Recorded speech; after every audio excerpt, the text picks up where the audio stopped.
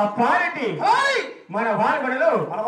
7 మంది కుమారులు 6 మంది కోడలు 33 జతకాలు 60 కోడి వాళ్ళు చిన్న రకత మూడల పార్టీ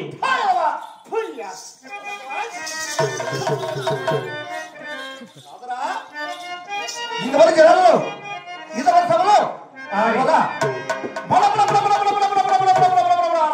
వాయితే ఎలా అర్థమవుతుంది ఎలా అర్థమవుతుంది